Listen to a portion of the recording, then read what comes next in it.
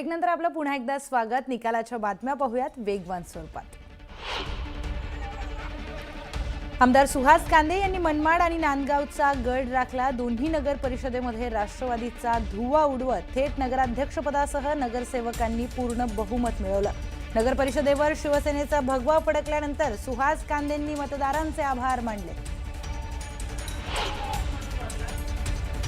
अमरावतीच्या अंजनगाव सुर्जी नगर परिषदेच्या नगराध्यक्षपदाच्या मतमोजणीमध्ये घोळ झाल्याचा आरोप करण्यात आलाय। काँग्रेसच्या नगराध्यक्षपदाच्या उमेदवार आशा बानो रशीद खान यांचा 124 मताने पराभव झाल्यामुळे काँग्रेस खासदार बळवंत वानखेडे आणि काँग्रेसच्या नेत्या यशोमती ठाकूर आक्रमक झाल्या।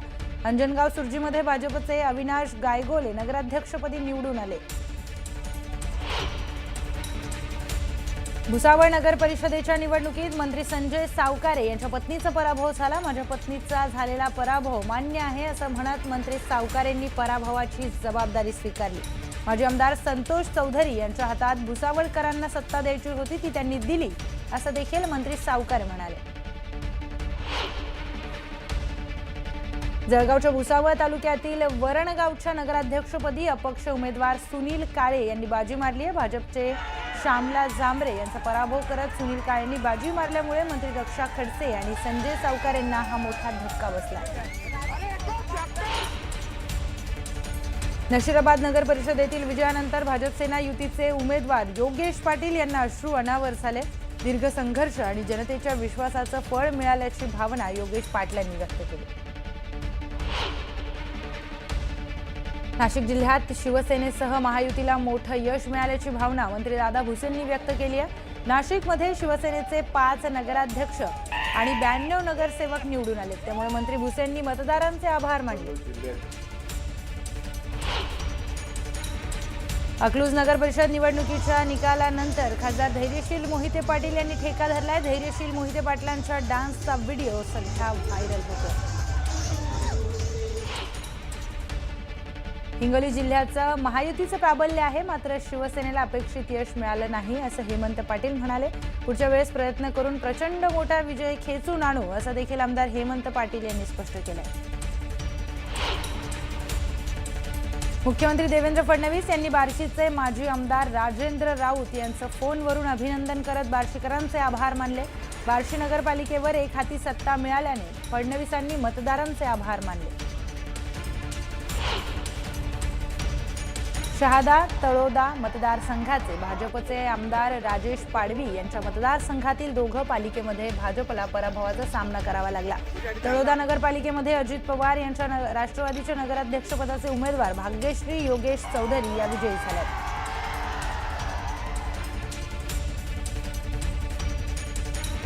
वडगाव नगर पंचायतच्या अटीतटीच्या निवडणुकीमध्ये थरारक निकाल पाहायला मिळाला। राष्ट्रवादी काँग्रेसच्या सुनीता राहुल ढोरे या अवघ्या एका मताने विजयी झाल्या, तर भाजपच्या पूजा आतिश ढोरे यांना 1 मताने पराभव स्वीकारावा लागला।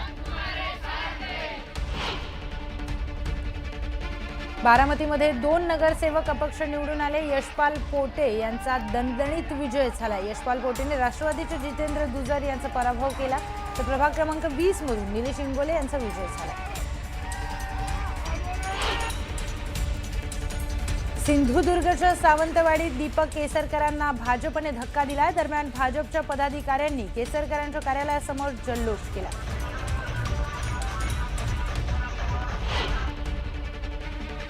सांगलीच्या तासगाव नगर परिषदेमध्ये 24 पैकी 13 नगरसेवक संजय काका पाटील यांच्या स्वाभिमानी विकास आघाडीचे निवडून आले। भाजप आमदार रोहित पाटलांना जोरदार धक्का देत विजयाचा गुलाल उधळला। निकालानंतर राष्ट्रवादीच्या विजयी उमेदवार स्वरूपा खोमणे जेजुरी गडावर आल्या। यावेळी कमानीजवळ भंडाऱ्याची उधळण करण्यात आली। भंडारा उधळताना पायथ्याशी आगीचा भडका झाला, यामध्ये 18 जण हे जखमी झाले। नगर परिषद नगरपंचायत निवडणुकीमध्ये भाजपने निर्विवाद वर्चस्व कायम राखलंय। भाजपचे 129 नगराध्यक्ष तर 3000पेक्षा अधिक नगरसेवक हे विजयी झालेत। या विजयासह भाजप नंबर 1चा तर शिवसेना 2रा नंबरचा पक्ष ठरलाय। नगर परिषद आणि नगरपंचायतीत पंचायतीच्या यशानंतर भाजपच्या पदाधिकाऱ्यांनी जंगी सेलिब्रेशन केलं। राज्यभरासह मुंबईत देखील भाजप कार्यकर्त्यांनी जोरदार जल्लोष केला।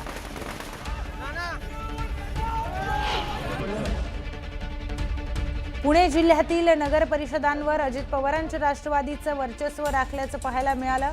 8 नगर परिषदांवर राष्ट्रवादीनं झेंडा फडकवला। बारामती, माळेगाव, जेजुरी, इंदापूर, दौंड, भोर, जुन्नर आणि शिरूर या नगर परिषदांवर राष्ट्रवादीने सत्ता मिळवली आहे।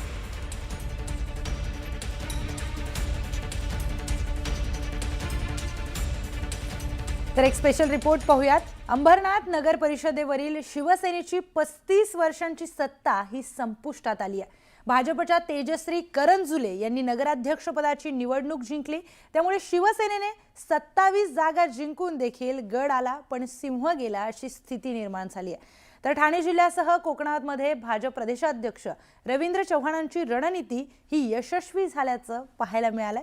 पाहूयात हा स्पेशल रिपोर्ट।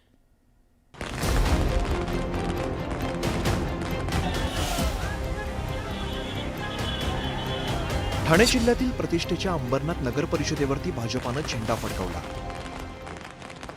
सत्तेत असलेल्या महायुतीतील भाजप आणि शिवसेनेत अंबरनाथमध्ये लढत झाली। नगराध्यक्षपदाच्या निवडणुकीत भाजपाच्या तेजश्री करंजुले यांनी शिवसेनेच्या मनीषा वाळेकरांचा पराभव केला। अंबरनाथ नगरपालिकेत कोणत्या पक्षाने किती जागा जिंकल्या ते आता आपण बघूया। शिंदेच्या शिवसेनेने 27 जागा जिंकल्या, भाजपानं 14 तर अजित पवारांच्या एनसीपीने 4 जागा जिंकल्या। काँग्रेसचे 12 उमेदवार विजयी झाले, मात्र ठाकरेंच्या शिवसेनेला एकही जागा मिळाली नाही। तर दहशतमुक्त अंबरनाथसाठी मतदारांनी भाजपाला विजयी केल्याची प्रतिक्रिया तेजश्री करंजुले यांनी दिली। माझा सांगितलं मला या प्रवासात भरपूर लोकांनी मदत केलेली आहे। माझे मार्गदर्शक असतील आणि प्रत्येक व्यक्ती आहे अंबरनाथ शहरातला, त्याने मला इतका छान प्रतिसाद दिला आहे, त्याबद्दल मी खूप मनापासून धन्यवाद देते। मी अंबरनाथ नगर परिषदेत शिवसेनेचा पराभव कशामुळे झाला ते आता आपण बघूया। मतदानाच्या 48 तास आधी गोळीबार झाला, त्याचा परिणाम नगराध्यक्ष पदाच्या मतांमध्ये झाला। अंबरनाथमध्ये वाळेकर कुटुंबाची दहशत असल्याचा मुद्दा भाजपानं उपस्थित केला। निखिल वाळेकर यांचा अति आत्मविश्वास शिवसेनेला महागात पडला। वाळेकरऐवजी दुसरा चेहरा दिला असता तर शिवसेनेला फायदा झाला असता। व्यापारी संघाने शेवटच्या क्षणी भाजपाला साथ दिली। मुख्यमंत्री देवेंद्र फडणवीस यांनी घेतलेली सभा फायद्याची ठरली। चार्टर्ड अकाउंटंट तरुण उमेदवार तेजश्री करंजुलेंमुळे भाजपाला चांगली मतं मिळाली। सरकार आहे, शिवाय बडे नेते आहेत, तर याचा पुरेपूर फायदा उचलत विरोधकांना चारीमुंड्याचित करण्यामध्ये भारतीय जनता पार्टीला यश मिळणं स्वाभाविकच होतं आणि याच्यामध्ये मुख्यमंत्री देवेंद्र फडणवीस यांचा वाटा सिंहाचा आहेच, त्यात काही शंका नाही। प्रदेशाध्यक्ष रवींद्र चव्हाण यांनी ठाणे जिल्ह्यासह कोकणात मोठ्या प्रमाणात इतर पक्षातील नेत्यांना भाजपामध्ये आणलं, याचा पक्षाला फायदा झाला। नुकतीच डोंबिवलीत चव्हाणांनी त्यांची चुणूक दाखवून दिली। मनसेचे माजी नगरसेवक प्रकाश भोईर, सरोज भोईर आणि सुदेश चूड नाईक शिवसेनेत प्रवेश करणार होते, मात्र ऐनवेळी त्यांनी भाजपाचा झेंडा हाती घेतला। एकंदरीतच रवींद्र चव्हाणांची रणनीती नगरपालिका निवडणुकीत यशस्वी ठरली आहे। आता महापालिका निवडणुकीत काय होणार याकडे राज्याचं लक्ष लागलंय। अजित मांढरे, न्यूज 18 लोकमत, ठाणे।